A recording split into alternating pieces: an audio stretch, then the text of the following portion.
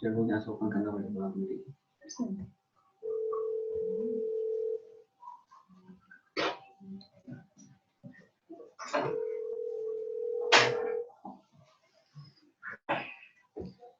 जी student, आप सब वापस आ गए ब्रेक से। अब हम अपना दूसरा टॉपिक स्टार्ट कर रहे हैं, Pseudomonas aeruginosa. It is gram negative organism. और चलो, Pseudomonas aeruginosa are gram-negative rods that belong to family Pseudomonodiaceae, and these are opportunistic pathogen। जब इनको मौका मिलता है ये इन्फेक्शन कॉज कर लेते हैं। ठीक है, कहाँ किन किन में इन्फेक्शन कॉज कर सकते हैं Pseudomonas? प्लांट में, एनिमल्स में, ह्यूमन बीइंग्स में।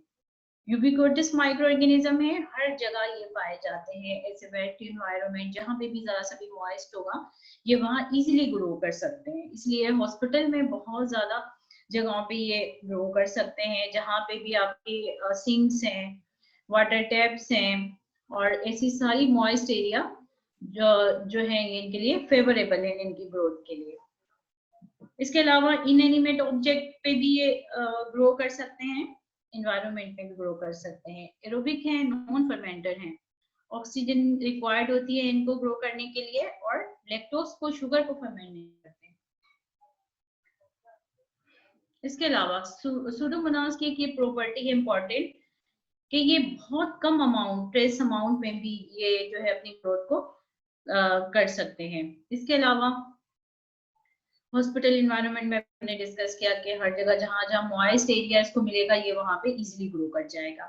इसके अलावा आपने देखा होगा कि जो भी डिसइंफेक्टेंट हम यूज कर रहे हैं हैंड डिसइंफेक्शन के लिए, क्लीनिंग डिसइंफेक्शन के लिए, जो जो डिसइंफेक्टेंट हम यूज करते हैं इनमें ये एबिलिटी होती है, कैपेबल होते हैं कि ये वहां पे भी ग्रो कर जाए इजीली।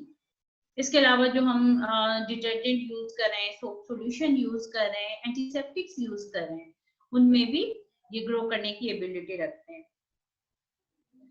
10% पीपल जो है उनमें ह्यूमंस में ये जो है कोलोनाइज होते हैं as a normal flora.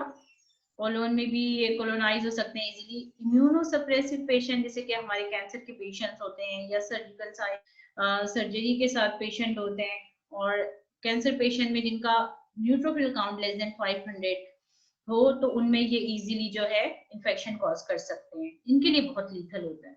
10 to 20% hospital infection है, जैसा कि वेंटिलेटर एसोसिएटेड नमूनिया कॉज कर सकता है। इसके अलावा central line associated blood stream infection, peripheral line associated blood stream infection cause कर सकता है। इसके अलावा catheter associated urinary infection cause कर सकते हैं इजीली। ठीक है, और इसके अलावा नोजोकोमियल निमोनिया भी ये इजीली कॉज कर सकते हैं।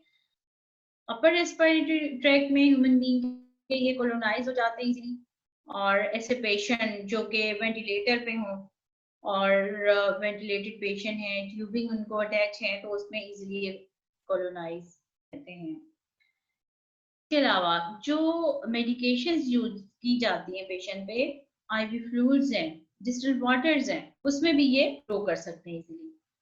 2 तरह के पिगमेंट प्रोड्यूस करते हैं ये, एक तो है पायोसाइनिन और पायोवर्डिन। ये इनकी इंपॉर्टेंट प्रॉपर्टीज हैं जो कि इन्हें दूसरे ऑर्गेनिज्म से डिस्टिंग्विश करती है। पायोसाइनिन क्या करता है? पायोसाइनिन गिव पस in a own blue colour and pyoverdine yellow green pigment provide करता है। सुडोमोनास कौन कौन सी डिजीजेस कॉज कर सकते हैं? सेप्सिस कॉज कर सकता है, ब्लड स्ट्रीम इन्फेक्शन इन्फेक्शन, जैसा अभी हमने पढ़ा था, pneumonia, urinary tract infection cause कर सकता है, lower respiratory tract infection cystic fibrosis patient में। इसके अलावा लाइफ थ्रेटनिंग कंडीशंस जो हैं हो सकती हैं, wound infection in one patient, external otitis air के इन्फेक्शन को कर सकता है डायबिटिक पेशेंट में, आई इन्फेक्शन कर सकता है। और इसकी सबसे बड़ा मसला ये होता है कि अगर इसका इन्फेक्शन हो जाए तो उसको ट्रीट करना बहुत मुश्किल होता है। ये इसमें बहुत ज्यादा रैपिडली म्यूटेशन होती है। पैथोजेनिसिटी इसकी बेस्ड करती है, बहुत सारे इसके प्रेवलेंस फैक्टर हैं, जिसमें एक्सोटॉक्सिन प्रोडक्शन है, एंडोटॉक्सिन प्रोडक्शन है एंड एंजाइम्स एक्टिविटी।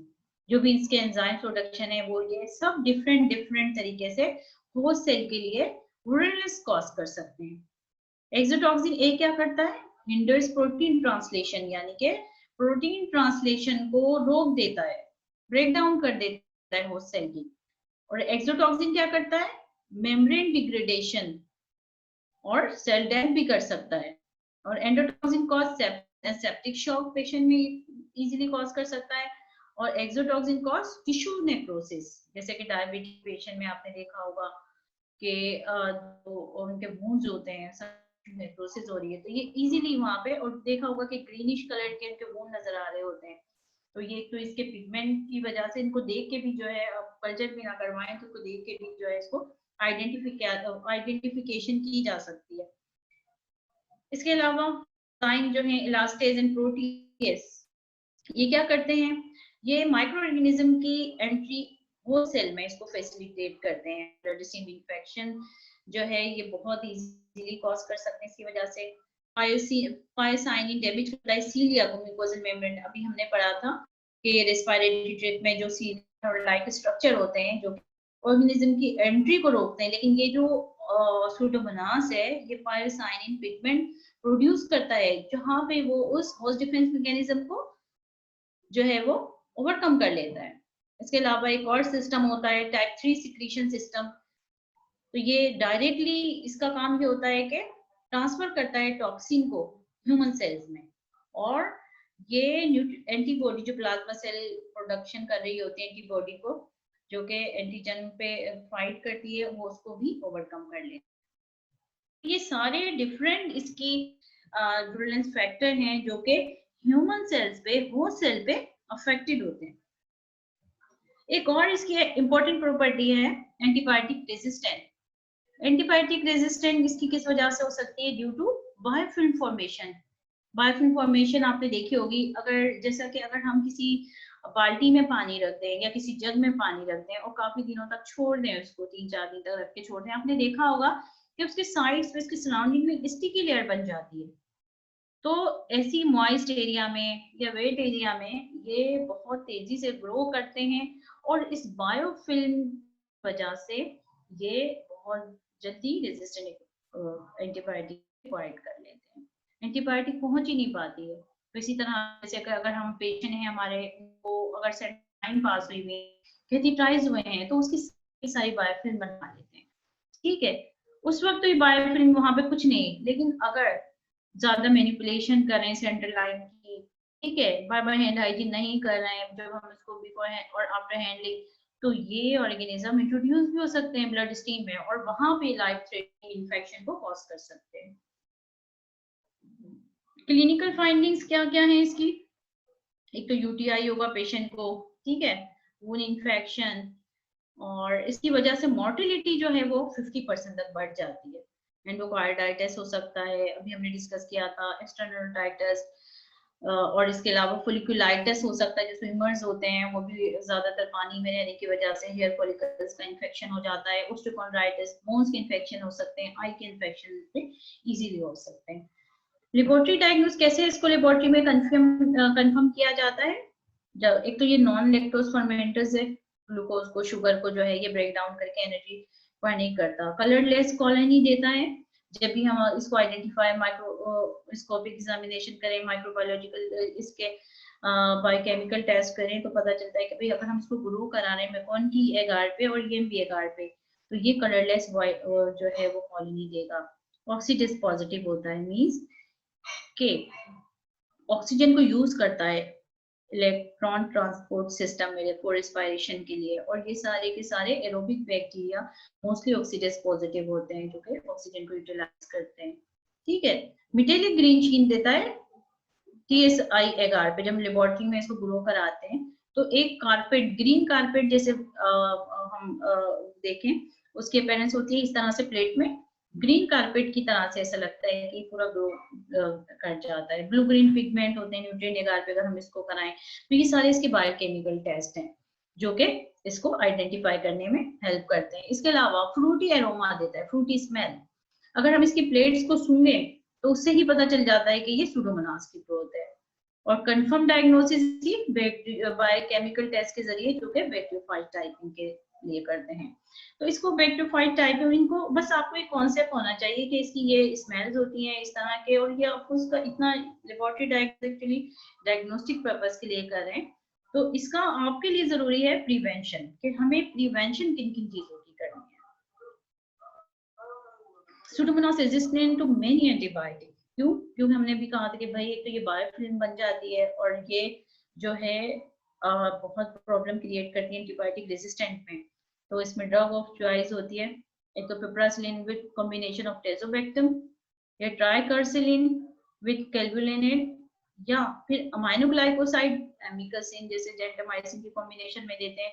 और अगर ये रेजिस्टेंट हो जाए तो फिर पॉलीमिक्सिन ई, और पॉलीमिक्सिन ई भी अगर हो जाए बहुत मसला होता है। और अभी ये हुआ है रिसेंटली, बिफोर 3 to 4 years से प्रीवियसली ये हुआ है कि अब रेजिस्टेंट ऑर्गेनिज्म भी आना शुरू हुआ है। किसी भी एंटीबायोटिक से जो है वो सेंसिटिव नहीं होते, तो पेशेंट जो है वो बेचारे बगैर उसके ही उनको ट्रीटमेंट उनका कोई हो ही नहीं पाता। बस जो है वो इन्हीं ड्रग की वजह, इन्हीं खतरनाक ड्रग रेजिस्टेंट ऑर्गेनिज्म की वजह से उनकी डेथ भी हो सकती है।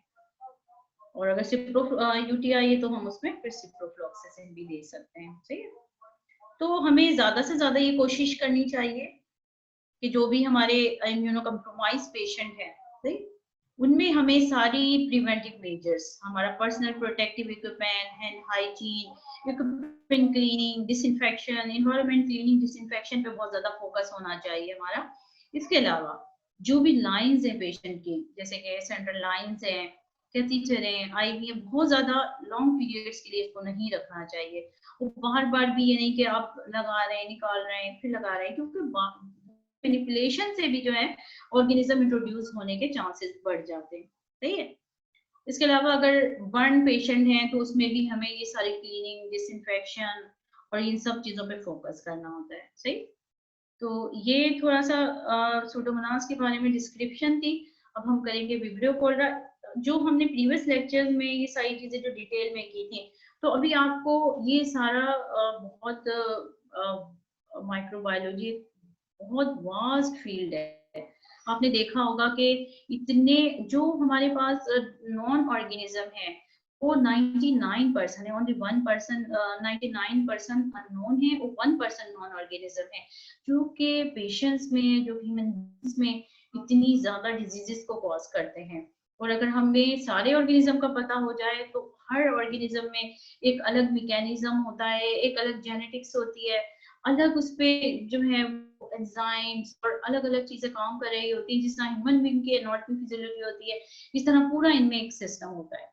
तो ये वाकई बहुत ह्यूज टॉपिक है। अभी किसी स्टूडेंट के कमेंट भी थे बहुत लेंदी है। एक्चुअली ये वाकई बहुत लेंदी है। अगर हमारा इंटरेस्ट इसमें होगा तो हम ये बहुत अच्छे से हम इसको कर सकते हैं।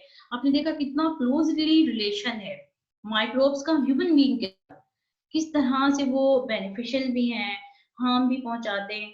तो हमें जब तक इनका पीछे बैकग्राउंड नहीं पता होगा तो कंट्रोल करना और ये सब रेडिकेशन करना, ये सब चीजें बहुत हो जाएंगी। तो अब हम करते हैं एक दूसरा ऑर्गेनिज्म विब्रियो कोलेरी, कि वो किस तरह से जो है वो भी ग्राम नेगेटिव ऑर्गेनिज्म है और किस तरह से विब्रियो कोलेरी ट्रांसमिट होता है और किस तरह से हम इसको प्रिवेंट कर सकते हैं फैलने की।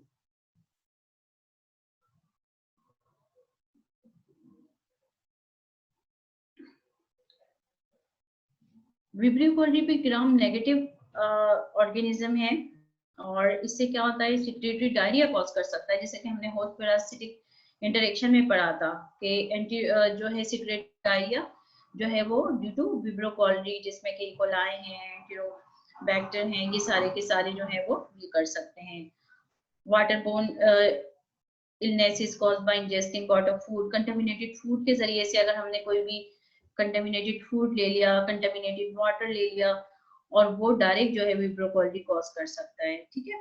या वाटर में कोई भी फीकल कंटामिनेशन, अभी आपने देखा होगा कि जो ये रेनी सीजन है कितना ज्यादा जो है अभी फ्लड लाइक जो है वो सिचुएशन हो गई थी, तो जो वाटर की जो सप्लाई है अगर उसके साथ किसी तरह से वेस्ट की लाइन मिक्स हो जाए और वाटर कंटेमिनेट, तो ये बहुत ज्यादा इसकी आउटब्रेक होने के चांसेस होते हैं, बहुत ज्यादा एपिडेमिक्स हो सकती है इससे।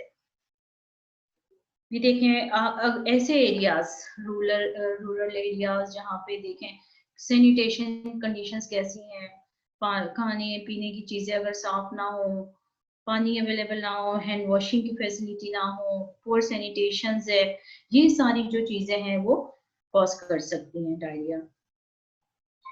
बहुत सारी आउटब्रेक हुई है, इसकी पेंडेमिक रहा, काफी वर्ल्ड वाइड ये प्रॉब्लम रही है। इसकी बहुत सारी स्पीशी हैं। विब्रो कॉलरी गैस्ट्रोएंटाइटिस कॉज करती है, विब्रियो पैराहिमोलिटिकस गैस्ट्रोएंटाइटिस कॉज कर सकती है, वूंड इन्फेक्शन, और इसके अलावा बैक्टीरिया। विब्रियो वुल्निफेकस क्या कर सकती है, वूंड इन्फेक्शन है, बैक्टीरिया, तीनों स्ट्रेन अलग अलग जो है वो। अच्छा, कहाँ ग्रो करते हैं ये विब्रियो कॉलरी के organism? Salt condition, fresh water में,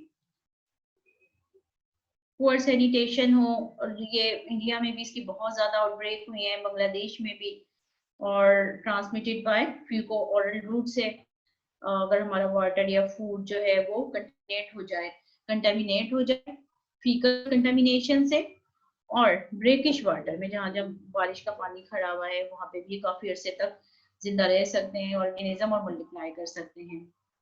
इसके 150 सीरोटाइप जो है वो आइडेंटिफाई हुए हैं, ओ एंटीजन की वजह से भी इसको किया जाता है। इसके अलावा 01 और 0139 टॉक्सिजेनिक स्ट्रेन है इसकी कॉलरा की, जो कॉलरा डिजीज कॉज करती हैं। तरह अगर माइक्रोबायोलॉजिकल एग्जामिनेशन की जाए तो किस तरह से नजर आते हैं माइक्रोस्कोप अंडर माइक्रोस्कोप? जी कर्व शेप या कोमा शेप में, ठीक है। हाईली मोटाइल होते हैं, बहुत ज्यादा इनकी फास्ट होती है। पोलर फ्लैजिलम होते हैं जो कि ये लोकोमोटरी ऑर्गन है, पोलर फ्लैजिलम।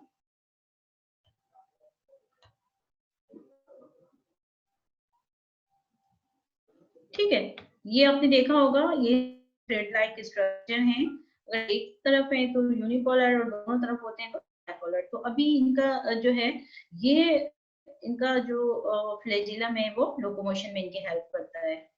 लो पीएच पे बहुत ज्यादा सेंसिटिव होते हैं and die rapidly in solution below pH 6। हमने पहले भी डिस्कस किया था कि अगर पीएच जो है वो पीएच और टेम्परेचर प्रमोट करती है ग्रोथ ऑफ माइक्रो ऑर्गेनिज्म को मल्टीप्लाई करने में, सरवाइव रहने में, लेकिन अगर पीएच में चेंज आ जाए, टेम्परेचर चेंज आ जाए और वो फेवरेबल ना हो ऑर्गेनिज्म की रिक्वायरमेंट है, तो ऑर्गेनिज्म वहां पे ग्रो नहीं कर सकते। ज्यादातर आपने देखा होगा कि कॉलरा डायरिया कब रिपोर्ट होता है? जब समर सीजन में बहुत ज्यादा इसकी प्रोडक्शन होती है। वो दो तरह की स्ट्रेन्स होती हैं, पैथोजेनिक भी होती हैं और नॉन पैथोजेनिक स्ट्रेन, जैसे हमने पढ़ा था 0139, और ये प्रोडक्शन और ये पैथोजेनिक होती हैं। सही, 206 इसके सीरो ग्रुप है।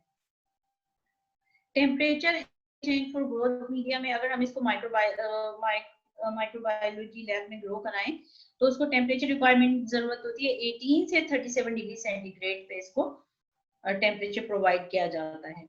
और पीएच इसमें कितनी रखी जाती है? 7.0 से 9.0। ठीक है, अगर इससे कम पीएच होगी तो ये ग्रो नहीं करेंगे, या इससे ज्यादा पीएच होगी तो भी ग्रो नहीं करेंगे। और मेकॉन की पे भी ग्रो कर सकते हैं, टीसीबीएस थायोसल्फेट सीडेड बायोसार सब्रोज पे भी ग्रो कर सकते हैं। ग्रो और कुछ जो है उसको विदाउट सॉल्ट भी ग्रो कर सकते हैं बगैर उसके। मोस्ट अदर विब्रियोस आर हेलोफिलिक, सॉल्ट जो है उसको सॉल्ट एनवायरनमेंट को पसंद करते हैं और वहां इजीली ग्रो कर सकते हैं। कौन किस पॉपुलेशन को जो है ज्यादा अफेक्ट करते हैं। चिल्ड्रन में ये बहुत ज्यादा more susceptible children than adult, इनमें ज्यादा डायरिया के चांसेस होते हैं। एक्यूट स्टेज में इसकी कम्युनिकेबिलिटी कितने दिन तक रहती है? Few days after recovery, end of the after 1 week 70% of patient, अगर किसी को आज डायरिया हुआ तो उसके 1 वीक के बाद खुद भी सही हो जाता है, ठीक है। और अगर end of the 3rd week 98% non infectious, तो इसमें से अगर 3rd वीक के बाद सेल्फ लिमिटिंग भी होता है, ये तो खुद सही हो जाता है। अगर हमने कंटामिनेटेड फूड ले लिया, ठीक है, और सिम्टम्स हमें क्या क्या हो सकते हैं? 75% जो है वो एसिम्टोमेटिक, 20% में माइल्ड डिजीजेस हो सकती हैं, और 2 to 5% में सीवियर डिजीजेस हो सकती हैं। क्या क्या सिम्टम्स हो सकते हैं इसमें? Vomiting, cramps, abdominal pain, watery diarrhoea without treatment. अगर नहा इसको फ्लूइड रिप्लेस किया जाए तो डेथ हो सकती है विद इन 18 आवर्स और सेवरल डेज।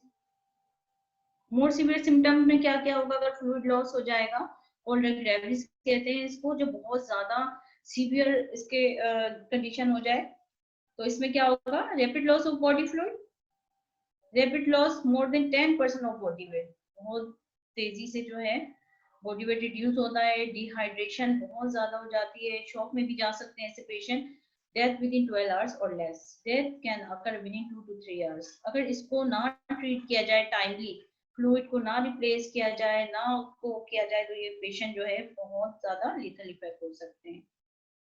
विरुलेंस फैक्टर्स के कौन कौन से हैं?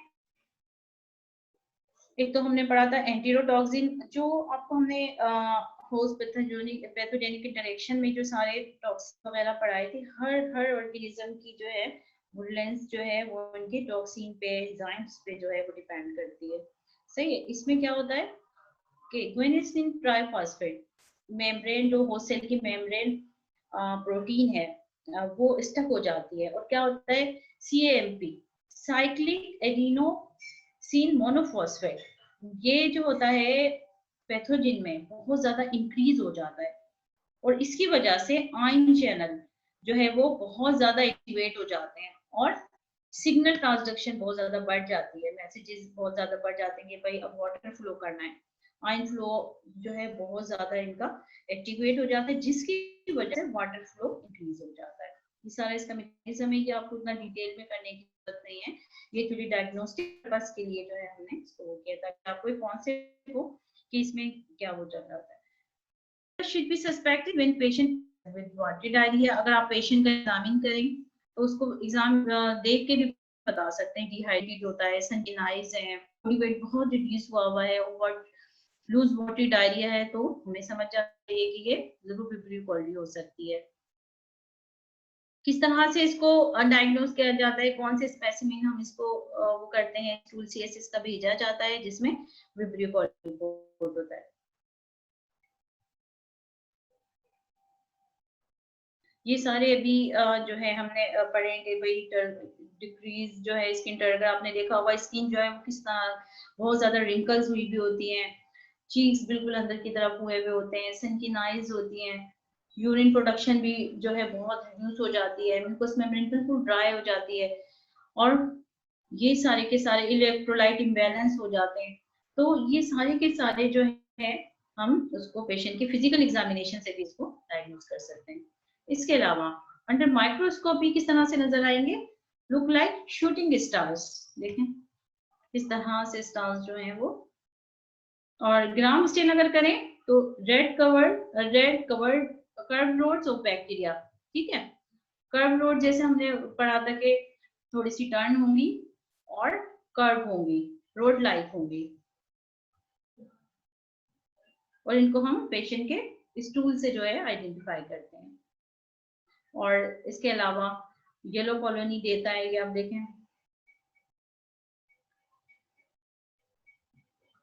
कौन कौन से एंटीरोटॉक्सिजेनिक इकोलाई, वायरल गैस्ट्रोएंटेरिटिस कर सकता है, बैक्टीरियल फूड पॉइजनिंग से हो सकती है, वैक्सीन इसकी होती है, लेकिन वैक्सीन के भी अपने साइड इफेक्ट होते हैं। अगर लाइव वैक्सीन है जो कि mild diarrhoea, abdominal cramp, cramping and slide fever, ये जो है प्रॉब्लम हो सकते हैं इनके। तो WHO ने इस पे बहुत ज्यादा बड़ा एक काम किया है, जहाँ पे भी जो है उनका एम ही यही था कि reduce mortality and morbidity which associated with disease and address the social and economic consequences of cholera. Water supply कैसा है, सेविक सिस्टम जो है, सैनिटेशन, इन पे बहुत ज्यादा काम करने की जरूरत है। जहाँ पे भी आउटब्रेक होती है अगर इस तरह के ऑर्गेनिज्म की, तो वहाँ पे वाटर की अवेलेबिलिटी को देखा जाता है, सैनिटेशन को देखा जाता है और फूड को देखा जाता है। तो ये प्रॉब्लम्स, तो अगर जहाँ ये रूट कॉज जब तक नहीं मिलेगा इसका, जब तक हम इसको कंट्रोल नहीं कर सकते हैं, और इस तरह से बहुत ज्यादा आउटब्रेक हो सकते हैं, एंडेमिक भी हो सकती हैं और पेंडेमिक भी हो सकती हैं। चलें, ये तो आपका अभी एंड हो गया। अभी हम एक छोटी सी वीडियो है वो हम डिस्कस कर ले, वो अभी हम आपको दिखा देते हैं। इसके अलावा फिर हम क्वेश्चन आंसर का वो कर लेंगे session.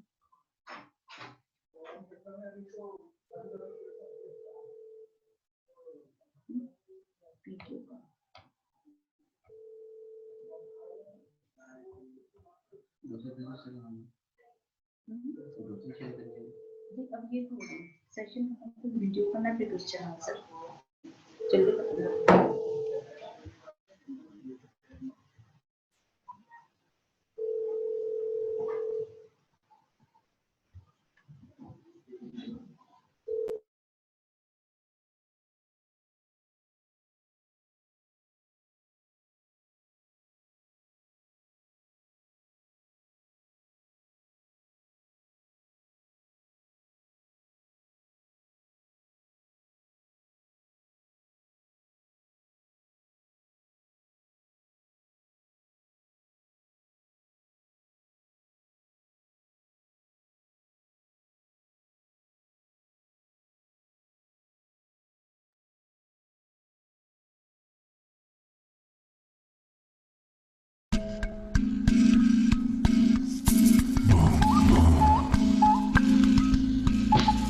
This is the story of how cholera changed my village.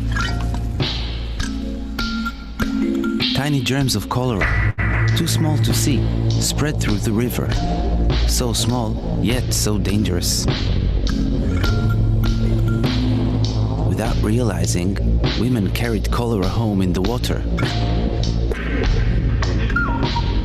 Flies carried cholera on their feet. Unwashed hands spread it too.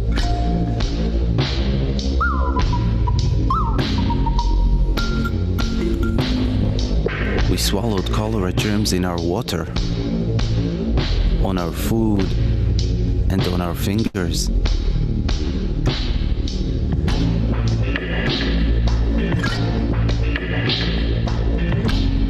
It happened so fast.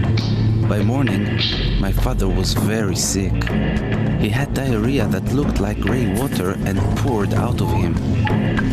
I was so scared. I went for help.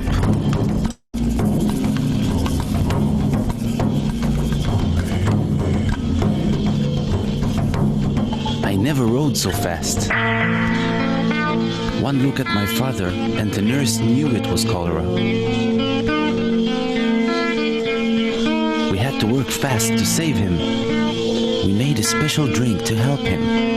First, we made the water safe. We filtered it through cloth and boiled it for 1 minute. Then we mixed half a teaspoon of salt and 6 teaspoons of sugar in 1 liter of this safe water. It tasted like tears, not too salty. I worried my father would die before my eyes, but he soon felt a little stronger. The nurse explained to me that not everyone who swallows cholera germs gets sick like my father, but they can still spread the disease. Now I needed to take safe water to my village and teach them how to protect themselves from cholera. I saw a girl carrying water. I told her she could make the water safe by adding chlorine drops and waiting half an hour.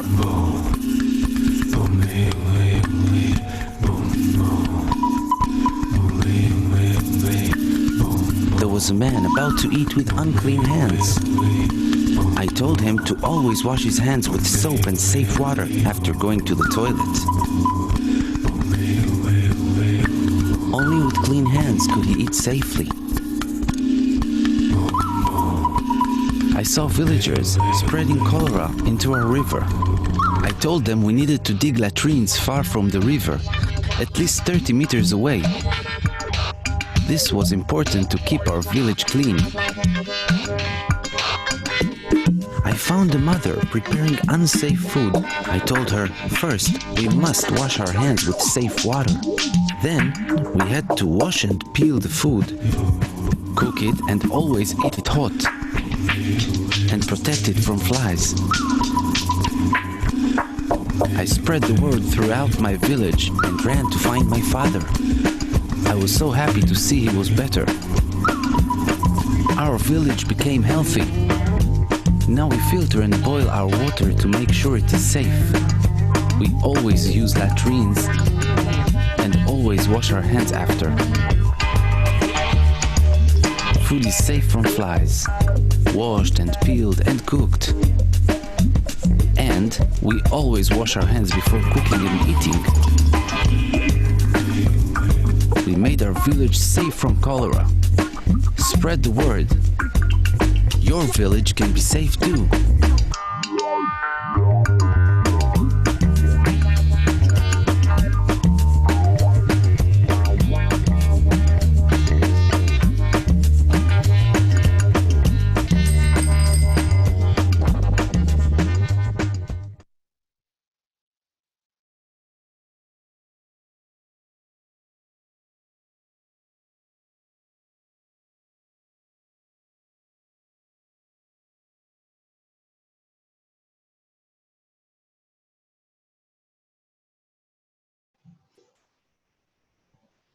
कैसे?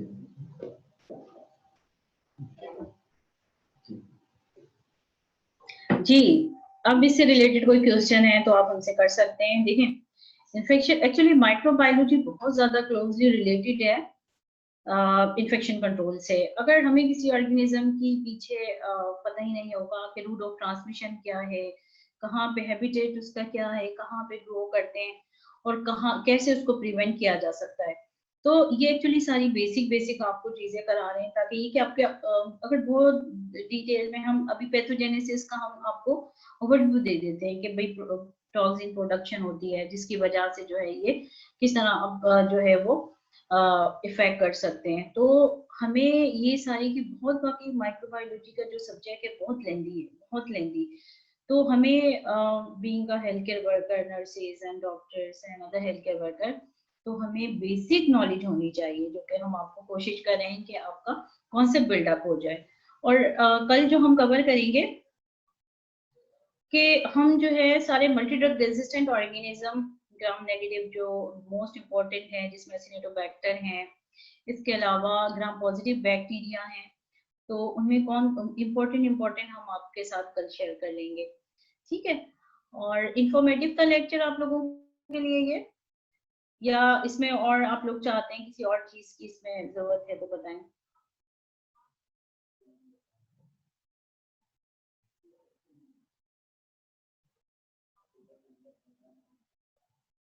जी, video इसलिए add कर देते हैं ताकि जो है देख के जो है चीजें बहुत जल्दी समझ आ जाती हैं, क्योंकि ये बहुत ड्राई सब्जेक्ट भी है, माइक्रोबायोलॉजी ड्राई सब्जेक्ट भी है, बहुत लेंथी थ्योरीज हैं और सारी चीजें। तो इसमें ये होता है कि आप जितना देख के अंडरस्टैंड करते हैं या फिर आप सामने हो तो इंटरेक्शन, जूम सेशन में ये होता है कि थोड़ा सा ये इश्यू है कि तो फिर इसमें हम कोशिश करते हैं कि इसमें थोड़ा सा इसको इंटरेक्टिव भी कर लें, थोड़ा वीडियो ऐड कर लें ताकि कॉन्सेप्ट जो है वो आपके क्लियर हो जाए।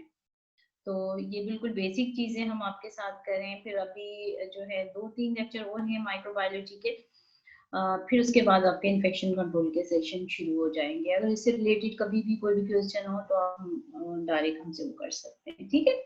अभी आपका सेशन एंड हो गया है और इसके अलावा फिर हम कल, अभी मैं मल्टी ड्रग रेजिस्टेंट ऑर्गेनिज्म का है तो अभी मैं स्टार्ट नहीं कर रही हूँ, मैं कल करूंगी, इसलिए अभी मैंने किया तो अब जो है टॉलरेट नहीं हो सकेगा। ठीक है, तो अभी हम इसको एंड करते हैं। आप इसको पढ़ भी लीजिएगा, अगर कोई क्वेश्चन है तो वो आप पढ़ लीजिएगा, और कल भी कर सकते हैं, कोई इशू नहीं है। ओके, अल्लाह हाफिज।